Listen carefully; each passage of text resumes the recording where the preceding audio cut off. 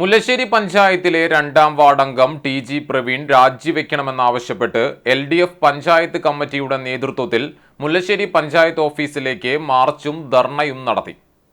Mullassery block office പരിസരത്ത് നിന്ന് ആരംഭിച്ച മാർച്ച് പഞ്ചായത്ത് കോമ്പൗണ്ടിൽ സമാപിച്ചു. തുടർന്ന് നടന്ന പ്രതിഷേധ ധർണ CPM മണലൂർ ഏരിയ കമ്മിറ്റി അംഗം AK ഹുസൈൻ ഉദ്ഘാടനം ചെയ്തു. CPM Annakara local secretary AR Sugunan അധ്യക്ഷനായി.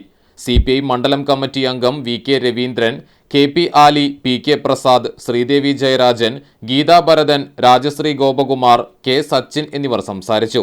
പെരുവല്ലൂർ പുല്ലൂർ 4 സെന്റ് പ്രദേശത്ത് കിണർ നിർമ്മിച്ച തൊഴിലാളികളുടെ പണം കോൺട്രാക്ടറിൽ നിന്ന് കൈപ്പറ്റി തൊഴിലാളികൾക്ക് നൽകിയില്ലെന്ന ആരോപണത്തിലാണ് പ്രതിഷേധം.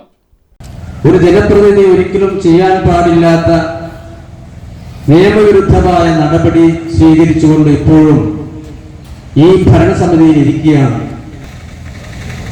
അദ്ദേഹം ഭരണഘടനാ ലംഘനമാണ് നടത്തിയിട്ടുള്ളത്, സത്യപ്രതിജ്ഞാ ലംഘനമാണ് നടത്തിയിട്ടുള്ളത്. പഞ്ചായത്ത് രാജ് ആക്ട് പ്രകാരം തീർത്തും 100% അഴിമതി നടത്തിയ ഒരു പഞ്ചായത്ത് അംഗം ഒരു ജനപ്രതിനിധിയായി ഇരിക്കാൻ യോഗ്യനല്ല എന്നാണ് ഞങ്ങൾ പറയുന്നത്. അതുകൊണ്ട് തന്നെയാണ് അദ്ദേഹം മെമ്പറായിട്ടിരിക്കുന്ന ഈ പഞ്ചായത്തിലേക്ക് മാർച്ച് നടത്തേണ്ട ഒരു ഗതികേട് ഞങ്ങൾക്കുണ്ടായിരുന്നു.